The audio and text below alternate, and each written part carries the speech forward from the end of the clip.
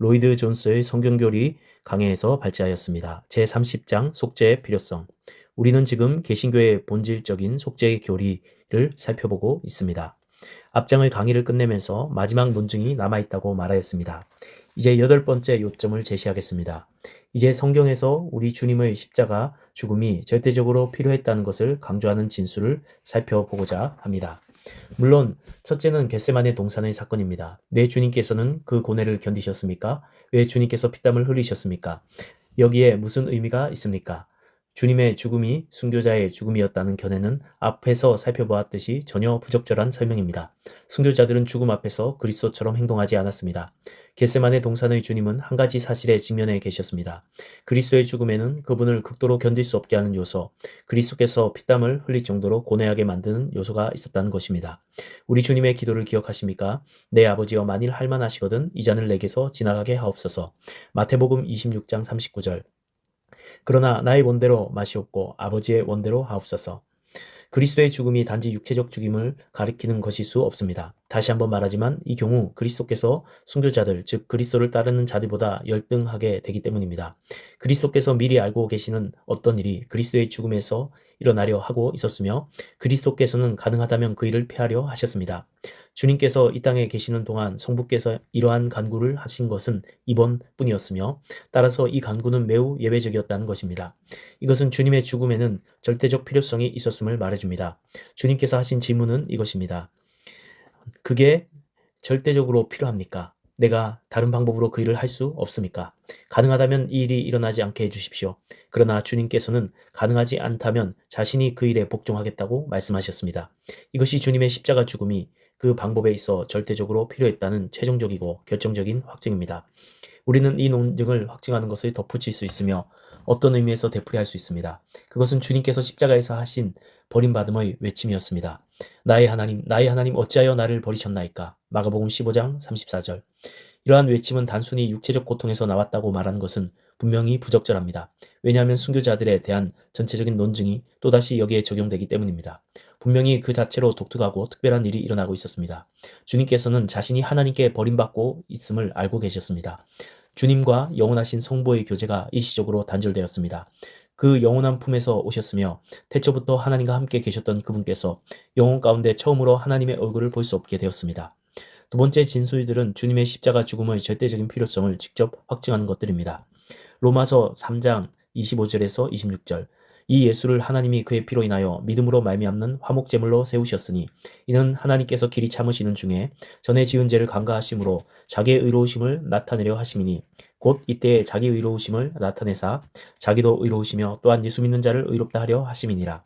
얼마나 굉장한 진술입니까? 하나님께서 옛 세대의 이스라엘 자녀들이 지은 죄를 간과하시거나 덮으실 수 있었습니까? 우리는 하나님의 참으심을 통해 과거의 죄가 간과된다는 것을 어떻게 설명할 수 있습니까? 바울의 대답은 주님의 십자가 죽음이 이 일을 했으며 이 일은 주님의 십자가 죽음이 하려는 것 중 하나라는 것입니다. 그러나 바울은 주님의 십자가 죽음이 그 이상이라고 말합니다. 주님의 죽음은 하나님께서 과거의 죄를 어떻게 덮으실 수 있는가를 설명할 뿐 아니라 하나님께서 과거, 현재, 미래를 불문하고 모든 시대의 죄를 용서하는 것이 어떻게 가능한가 하는 것도 설명해 줍니다. 하나님께서 어떻게 동시에 의로우시며 예수를 믿는 자를 의롭게 하실 수 있습니까? 의로우며 변함없으신 영원하고 거룩하신 하나님, 이 악과 죄를 그냥 보고 계실 수 없으리만치 냉담하신 하나님께서 어떻게 죄를 용서하시면서 동시에 당신의 영원한 상태를 그대로 유지하실 수 있습니까? 하나님께서는 십자가에서 성자에게 하신 일을 통해서만 이렇게 하실 수 있습니다.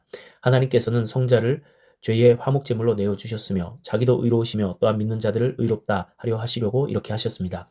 여기에 대해서는 오직 한 가지 설명밖에 없습니다. 공의로우신 하나님께서 죄를 용서하실 수 있는 것은 하나님께서 독생자에게 죄를 벌하셨기 때문입니다. 그래서 하나님은 여전히 의로우십니다. 하나님께서는 여전히 공의로우십니다. 하나님께서는 이 일을 독생자에게 대리적으로 하셨기에 우리를 용서하실 수 있었으며 예수를 믿는 우리를 의롭게 하실 수 있었습니다. 사도 바울의 논증은 성자의 죽음이 하나님께서 우리를 용서하실 수 있는 유일한 방법이었다는 것입니다. 하나님께서 당신의 영원한 공의를 선포하시지만 예수님을 믿는 사람들의 죄를 용서하실 수 있습니다. 정말 놀랍고 심오한 진술입니다. 세 번째이자 마지막 진술들이 있습니다. 성경에는 그리스도의 죽음의 절대적 필요성을 말하는 진술들이 지금까지 살펴본 것 외에도 많습니다. 예를 들면 히브리서 기자는 이렇게 말합니다. 오직 우리가 천사들보다 잠깐 동안 못하게 하심을 입은 자, 곧 죽음의 고난을 받으심으로 인하여 영광과 존귀로 관시우신 예수를 보니 이를 행하심은 하나님의 은혜로 말미암아 모든 사람을 위하여 죽음을 맛보려 하심이라. 히브리서 9장 29절. 그리스도께서는 죽음을 맛보셔야 했습니다. 여기에는 주 예수 그리스도의 죽음의 모든 비통함과 전율을 맛보신 유일한 분이라는 뜻이 포함되어 있습니다. 그리스도께서 겟세마네 동산에서 피땀을 흘리신 것도 바로 이 때문입니다. 그리스도께서 십자가에서 절규하신 것도 바로 이 때문입니다. 그리스도께서 그렇게 빨리 죽으심으로 당국자들이 그리스도께서 이미 죽으신 것을 보고 놀란 것도 바로 이 때문입니다.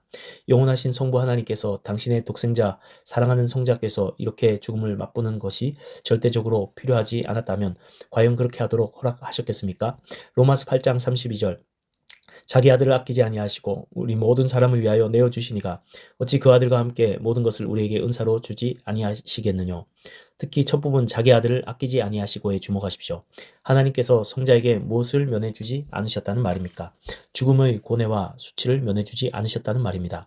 성부 하나님께서 성자를 십자가에 내어 주셨습니다. 성자를 죽음에 내어 주셨습니다. 이 방법밖에는 없었습니다. 성자께서는 자원하셨습니다. 그러나 성자를 보내신 것은 성부였습니다. 이 교리, 즉 속죄의 교리의 대속적 형벌은 그리스도의 죽음의 절대적 필요성이 성경의 가르침에 대한 유일하게 적절하고 만족스러운 설명이라고 단언하며 내가 이 점을 거듭 말하는 것도 바로 이 때문입니다.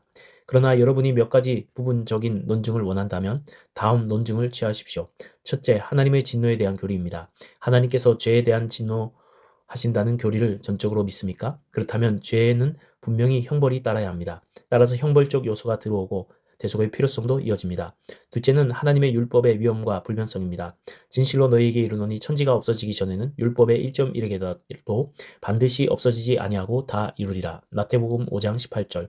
우리가 죄는 실제로 범죄이지만 단순히 어떤 부정적인 것도 연약함도 어떤 이론도 아니라는 데 동의한다면 죄의 교리를 다룰 때 죄는 허물과 불법이며 따라서 범죄를 포함하는 데 동의한다면 범죄는 해결되어야 하며 범죄에는 어떤 식으로든 형벌이 따라야 한다는데 동의해야 할 것입니다. 이것이 진정한 속죄에 대한 유일한 견해입니다. 왜 우리가 그리스도를 반드시 믿어야 하며 왜 그리스도에 대한 믿음이 우리를 구원합니까? 우리가 그리스도를 믿어야 하는 이유를 보여주는 속죄에 대한 유일한 견해는 바로 이런 것들입니다. 우리는 그리스도를 믿지 않고는 하나님을 알지 못하고 그리스도를 믿는 믿음이 우리를 구원합니다. 실제로 주님께 대한 제자들의 개념은 여전히 분명치 못했습니다. 베드로는 가이사랴 빌립보에서 신앙 고백을 했지만 실상은 그 고백을 전혀 이해하지 못했습니다. 제자들에게 주님께서 하나님의 독생자라는 사실에 대한 궁극적인 진리를 확신하게 만든 것은 주님의 부활이었습니다. 그리고 제자들의 부활의 빛 아래서 속죄를 이해하기 시작했습니다. 여러분도 기억하시겠지만 주님께서는 부활 후에 구약을 통해 제자들에게 모든 것을 밝히 가르치셨으며 그제야 제자들도 주님의 말씀을 받아들일 수 있었습니다. 사람들이 이 교리에서 직면하는 진짜 어려움은 일반적으로 이들의 하나님에 대한 시각이 적절치 못하였기 때문입니다. 이들은 하나님의 성품에 대한 어떤 측면을 잊어버립니다. 그들은 한쪽만을 강조하고 다른 쪽을 배제해버립니다. 이들은 하나님을 계신 그대로 받아들이고 주님에 관한 진리를 깨닫는다면 이들의 어려움은 사라질 것입니다.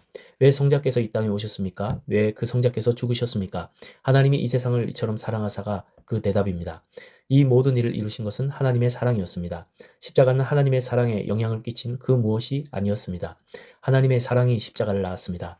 이것이 올바른 순서입니다. 사랑이 없었다면 하나님께서는 우리에게 죄를 벌하셨을 것이며 우리 모두는 영원한 죽음의 고통을 당해야 할 것입니다.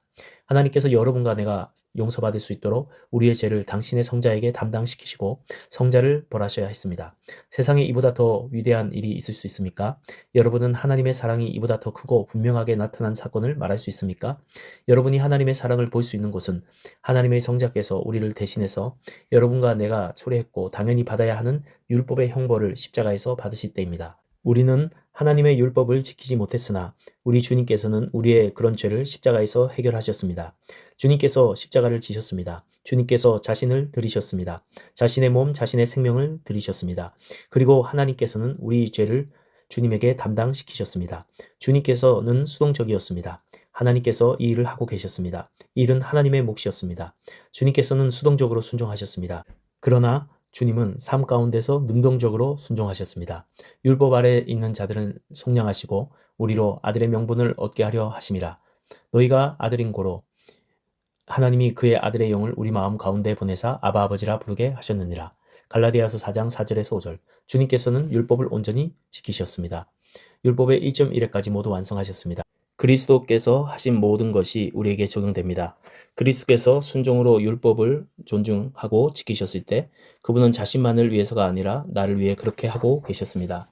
바꾸어 말하면 이것은 우리가 그리스도 안에서 그리스도와 하나 되었다는 위대한 교리입니다.